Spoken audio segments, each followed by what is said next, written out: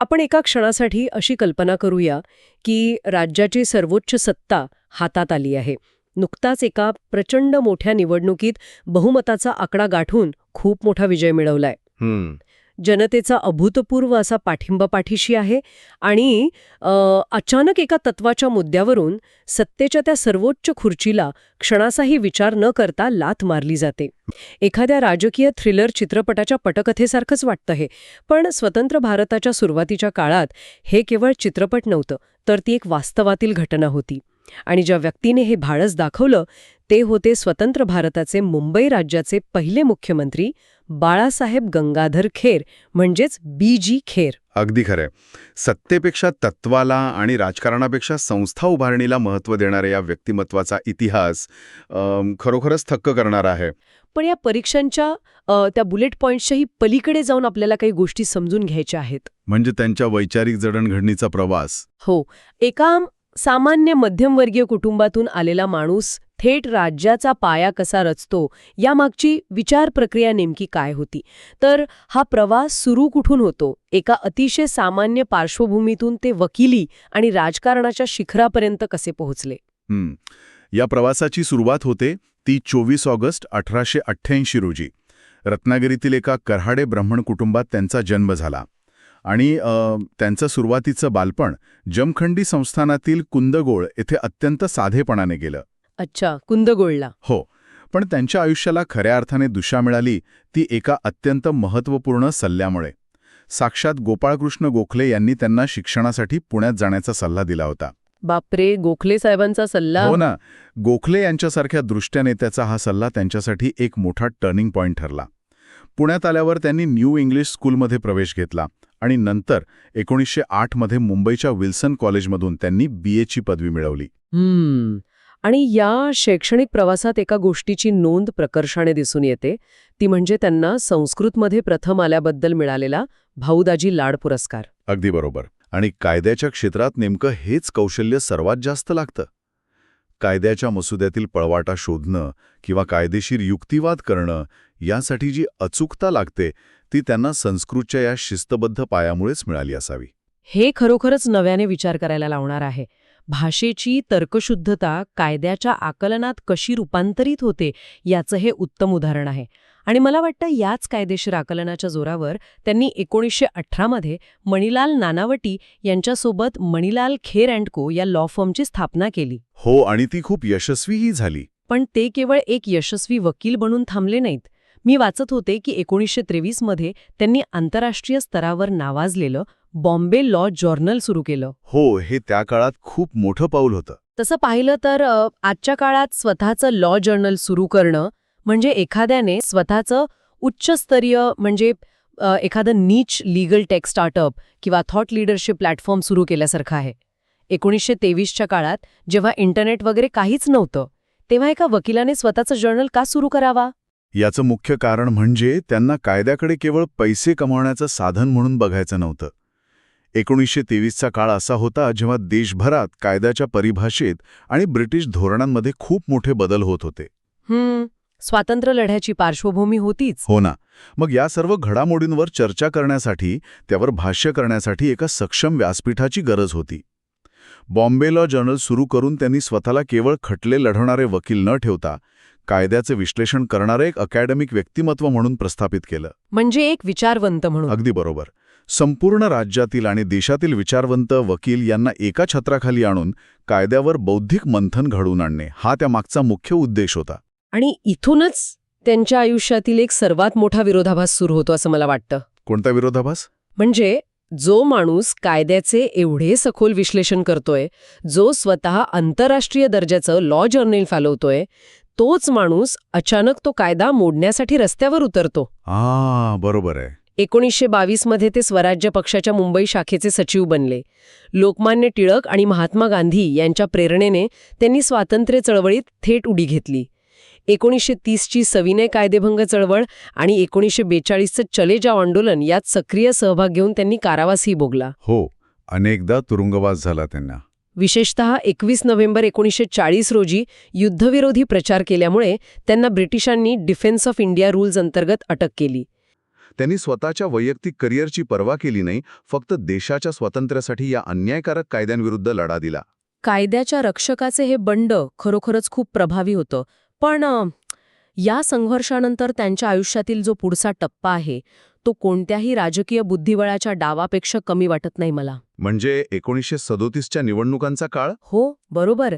1935च्या भारत सरकारच्या कायद्यानुसार प्रांतिक स्वायत्तता लागू झाली आणि त्यानुसार 1937मध्ये निवडणुका झाल्या. या निवडणुकीत काँग्रेस पक्षाला स्पष्ट बहुमत मिळालं. जनतेचा कौल पूर्णपणे त्यांच्या बाजूने होता. पण तरीही काँग्रेसने सुरुवातीला सरकार स्थापन करण्यास नकार दिला. एवढं मोठं बहुमत असतानाही सत्तेपासून दूर राहण्याचा निर्णय का घेण्यात आला? यामागील गुंतागुंत नेमकी काय होती? हा काळ भारतीय राजकीय इतिहासातील अत्यंत नाजूक वळणाचा होता. 1935च्या कायद्याने भारतीयांना निवडणुका लढवून सरकार बनवण्याचा अधिकार तर दिला, पण त्याचवेळी तत्कालीन ब्रिटिश गव्हर्नरकडे राखीव अधिकार म्हणजे व्हेटो पॉवर ठेवले होते. अच्छा, म्हणजे सत्ता दिली पण चावी स्वतःकडेच ठेवली. अगदी तसंच. याचा सरळ अर्थ असा होता की निवडून आलेल्या सरकारने घेतलेला कोणताही निर्णय गव्हर्नर आपल्या विशेषाधिकाराचा वापर करून क्षणात रद्द करू शकत होता. काँग्रेसची भूमिका यावर अतिशय स्पष्ट आणि ठाम होती की हे मान्य नाही. हो, जोपर्यंत गव्हर्नर हे खात्री देत नाहीत की ते निवडून आलेल्या मंत्रिमंडळाच्या दैनंदिन कामकाजात हस्तक्षेप करणार नाहीत, तोपर्यंत नुसते नावापुरतं सरकार स्थापन करण्यात काहीही अर्थ नाही, अशी ती भूमिका होती. आणि मला वाटतं याच पेच प्रसंगाचा फायदा घेत तत्कालीन गव्हर्नर लॉर्ड ब्रेबॉर्न यांनी एक राजकीय चाल खेळली. त्यांनी काँग्रेसला बाजूला ठेवून धनजीशा कुपर यांना सरकार स्थापन करण्याचे निमंत्रण दिलं. हो, तो एक मोठा डाव होता. 1 एप्रिल 1937 रोजी सर धनजीशा कुपर यांनी मुंबई प्रांताचे पहिले पंतप्रधान, कारण त्या काळात राज्याच्या मुख्यमंत्र्यांना पंतप्रधान म्हटलं जायचं, तर तो पदभार त्यांनी स्वीकारला. पण हे सरकार पूर्णपणे अल्पमतातलं होतं. हो, ते जेमतेम 110 दिवसच टिकलं. मग त्यानंतर अशी कोणती राजकीय उलाढाल झाली ज्यामुळे पुन्हा काँग्रेसने सत्ता स्वीकारली? गव्हर्नरला लवकरच हे लक्षात आलं की बहुमतात असलेल्या पक्षाला बाहेर ठेवून राज्याचा गाडा हाकणे निव्वळ अशक्य आहे. शेवटी काँग्रेस आणि गव्हर्नर यांच्यात एक प्रकारची तडजोड झाली. म्हणजे थोडी माघार घेतली ब्रिटिशांनी. हो, गव्हर्नरने हस्तक्षेपाचा अधिकार संयमाने वापरण्याचं आश्वासन दिले. त्यानंतर 19 जुलै 1937 रोजी धनजीशा कुपर यांच्या अल्पमतातील सरकाराने राजीनामा दिला आणि 19 जुलै 1937 रोजी काँग्रेसचं सरकार सत्तेवर आले.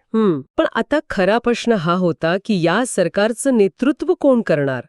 मुंबई प्रांताचा पहिला पंतप्रधान कोण होणार? कारण त्या काळी मुख्यमंत्र्यांना पंतप्रधानच म्हटले जायचे. बरोबर.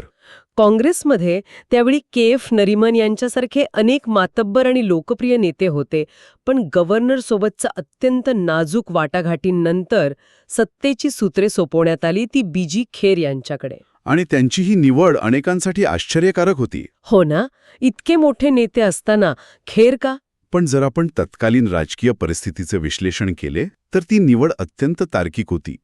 मगाशी म्हटल्याप्रमाणे काँग्रेसमध्ये त्यावेळी उजवे, डावे, समाजवादी असे अनेक गट होते.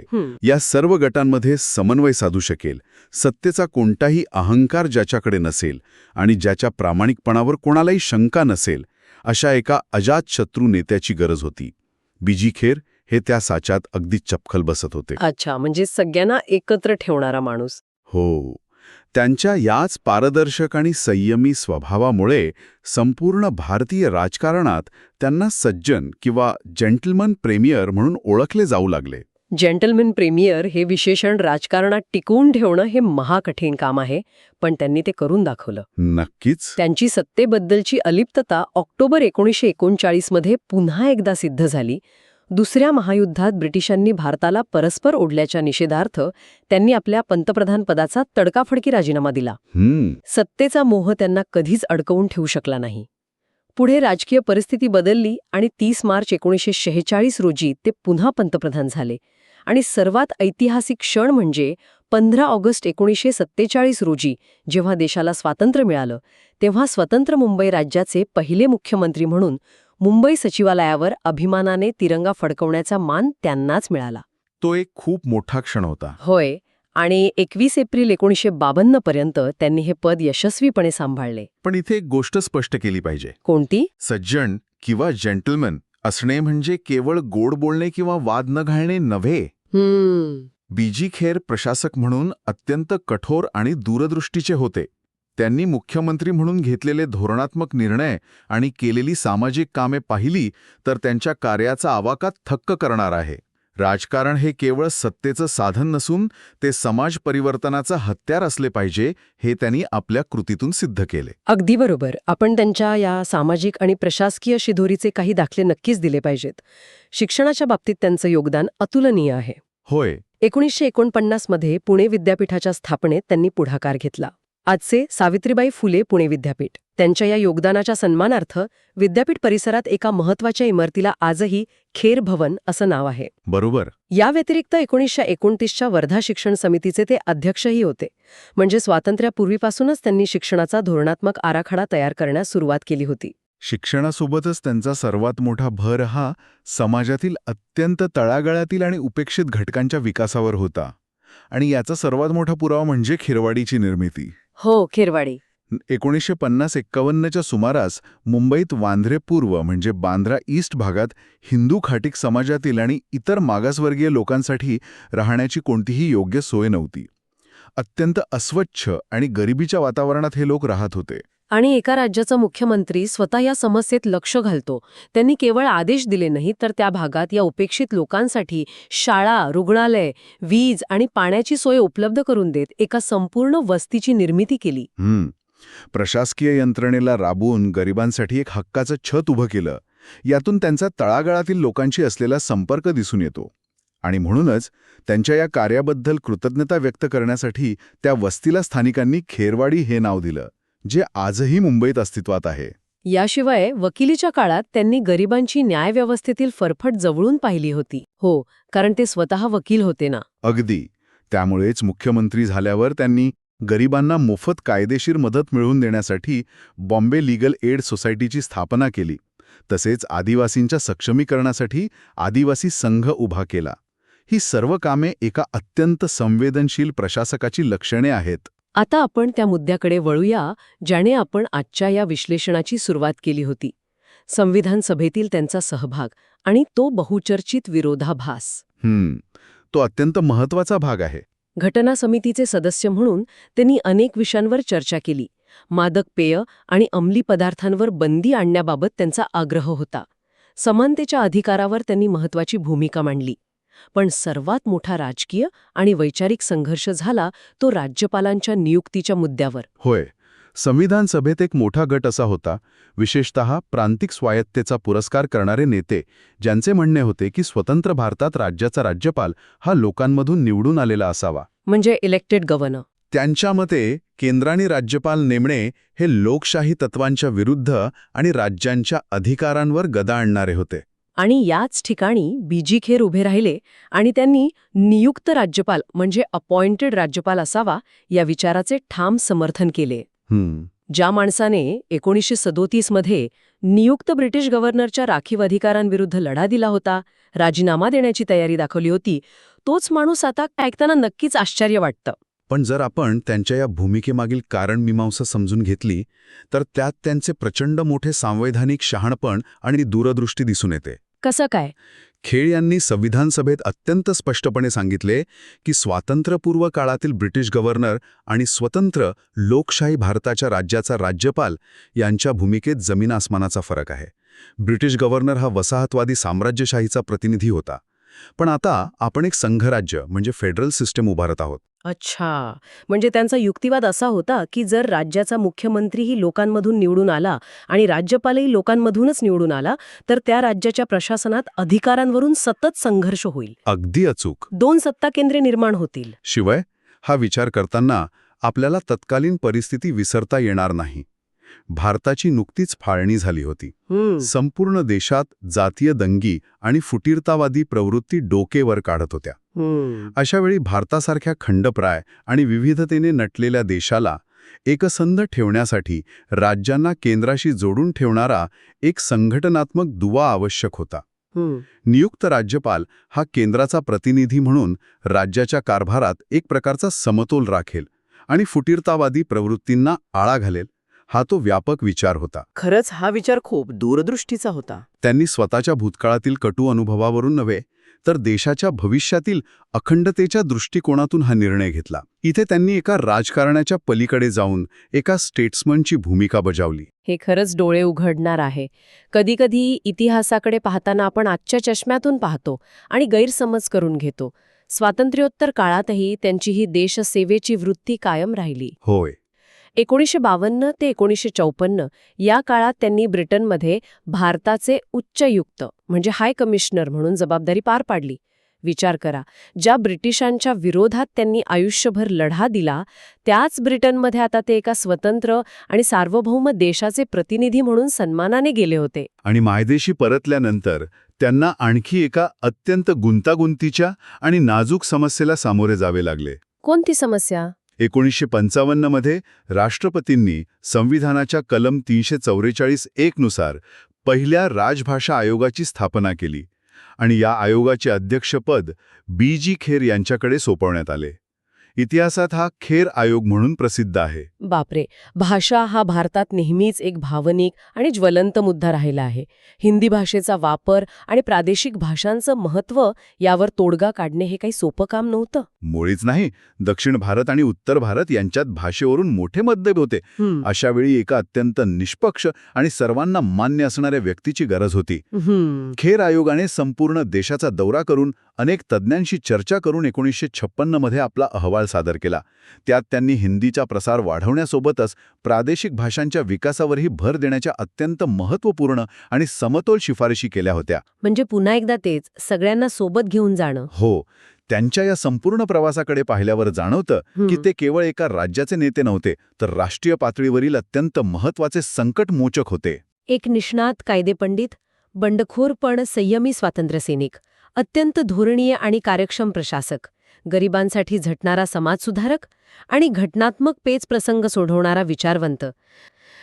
त्यांच्या या प्रामाणिक, विनयशील आणि देशाला दिलेल्या अतुलनीय योगदानाची दखल भारत सरकारने घेतली. नक्कीच. 1954 मध्ये त्यांना पद्मविभूषण या देशाच्या दुसऱ्या सर्वोच्च नागरी पुरस्काराने सन्मानित करण्यात आले. दुर्दैवाने 8 मार्च 1957 रोजी पुण्यात हृदयविकाराच्या झटक्याने त्यांचे निधन झाले. आज मुंबईत मलबार हिलसारख्या अत्यंत उच्चभ्रू भागात असलेल्या रिज रोडला त्यांचे स्मरण म्हणून बी.जी. खेर मार्ग असे नाव देण्यात आले आहे. ते मार्ग, त्या इमारती आणि खेरवाडीसारखी वस्ती आजही आपल्याला एका अशा नेतृत्वाची आठवण करून देतात ज्याने सत्तेसाठी आपल्या नैतिक तत्वांशी कधीच तडजोड केली नाही. सत्तेच्या सर्वोच्च शिखरावर राहूनही एक प्रकारची स्थितप्रज्ञता आणि निस्वार्थ वृत्ती जपणं हे त्यांनी साध्य केलं होतं. अगदी खरंय. द डीप डाईव्हच्या आजच्या या माहितीच्या प्रवासात आमच्यासोबत जोडले गेल्याबद्दल धन्यवाद.